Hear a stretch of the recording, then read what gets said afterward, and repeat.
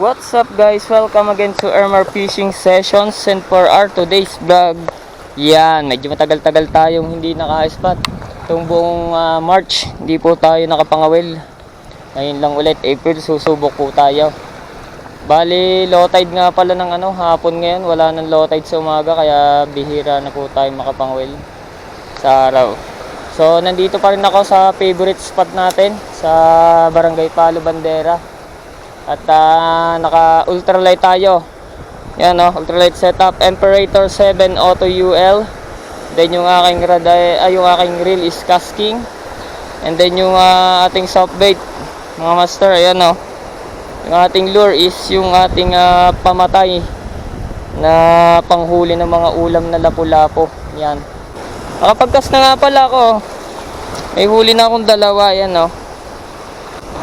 Medyo nakakapanibago din humagis, gawa ng matagal tayong napatigil buwan din, kaya medyo nakakapanibago.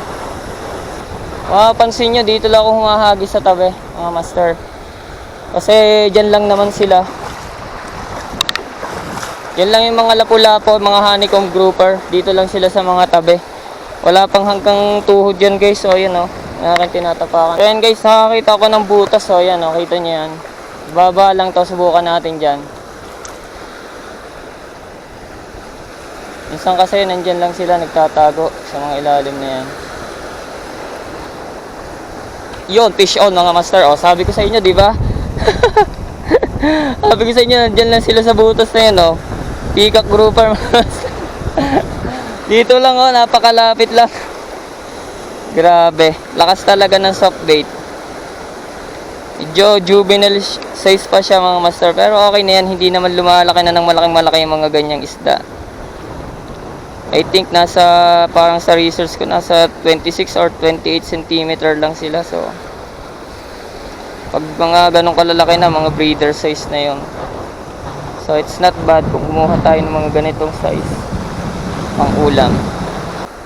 Gusto kayo may nakita mga butas na ganyan mga master, yan, tapos soft bait ang gamit nyo, huwag kayong magdalawang isip na maghulog, at sigurado makakahulit tayo dyan, kagaya ng ginawa ko. Ihagis na lang tayo.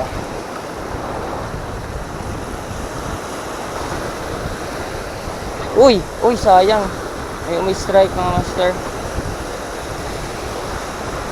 hindi natamaan. Ulitan natin, sakaling kakagat pa.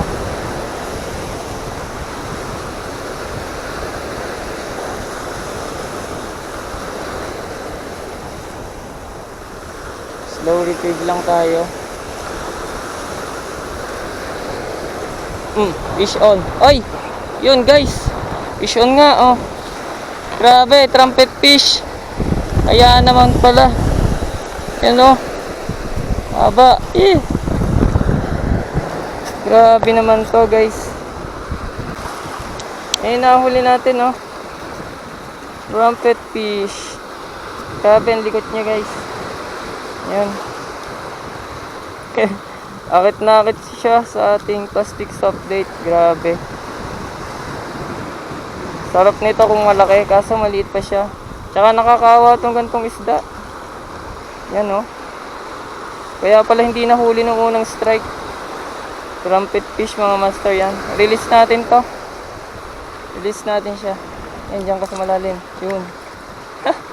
Yan ang bait niya malaki na rin pagka nasa nasa tubig. Ayan, nagpapa-recover pa siya. Yun, lumangoy na. Okay. So yan guys, hagis ulit tayo. Grabe talaga yung hangin tsaka yung alon. Trumpet fish yung kumagat sa atin. Torotot. Napakababa lang talaga nitong aking hinahagisan mga kapakol. Sobrang baba nito. Wala pang datuhod Kaya kailangan magaling kang magpalaro dito. Alam mo yung discarte kapag ka dito ka hagis. Huwag kang gagamit ng mabigat na lure. O kaya jig head kung magsasaplate ka. Pinakamabigat na yung ganito, 3.5 grams na jig head.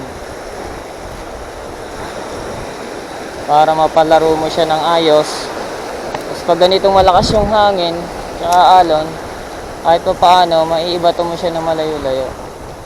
6 pounds naman yung line natin, kaya malayong ihagis. Madulas ihagis. Ano? Madami tayong mahuhuli dito kung walang alon, mga master. Di kasi tayo makapagpalaro, nandyan lang sila sa mga tabi. Pagka yung lure natin malapit na sa tabi, nahihigop ng alon.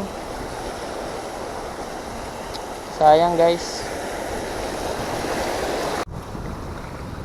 So ayan mga master, nakahuli tayo ng honeycomb grouper dito lang sa tabi. Nagpalit ako ng lure, yung kulay orange na paddle soft bait. Yan. So dito ko lang siya nahuli, ang baba lang.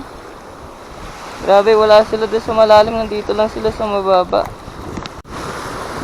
So imagine mga master, yan yung malalim, tapos ito yung tabi mababa. Yan lang kumakagat yung mga honeycomb grouper, napakababa niyan mga kapukol. Grabe, dyan ko lang siya nahuli Sobrang baba niyan. Kailangan talaga diskarte lang, marunong ka mag-retrieve, slow retrieve lang ganyan.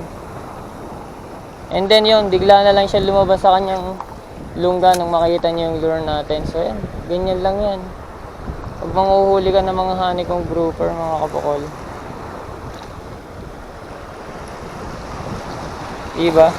Sabi ko sa inyo, nasa mga mabababa lang sila. Katulad niyan Subukan natin. Yun, fish on na naman Yun, sabi ko sa inyo, diba? Ang baba lang nun mga kabukol, grabe. Sobrang baba lang nun. Honeycomb grouper na naman mga kapukol. Mga pang-ulam size lang talaga Diba? Grabe. Wala sila dun sa malalalim, nandyan lang sila sa mabababa. Dalawang hagis lang, diba? Huli na agad. Magpapakahirap pa tayo dun sa malayo, nandyan lang pala sila sa tabi. So yun agad yung huli natin guys mga kapukol. Puro pang ulam size nga lang. So yan, hagis ulit tayo. Dito lang talaga. Diba? Ang lapit lang, nandyan lang sila sa tabi. Halos wala pa sa gaga, tuhod gaga. Gaga pa lang Diyan lang kasi sila sa mga yan mga singit-singit ng bato, mga butas-butas, diyan lang sila nakaabang. Mga biak-biak na batong yan. Padaanan nyo yan pag may nakita kayong mga ganyan Sobrang baba lang nun Kailangan mabilis din ang kamay mo dyan para wag sumabit yung soft bait mo. Although madali naman tanggalin kasi mababa nga lang, pero kailangan diskarte talaga. Try natin doon yun tabi na yan.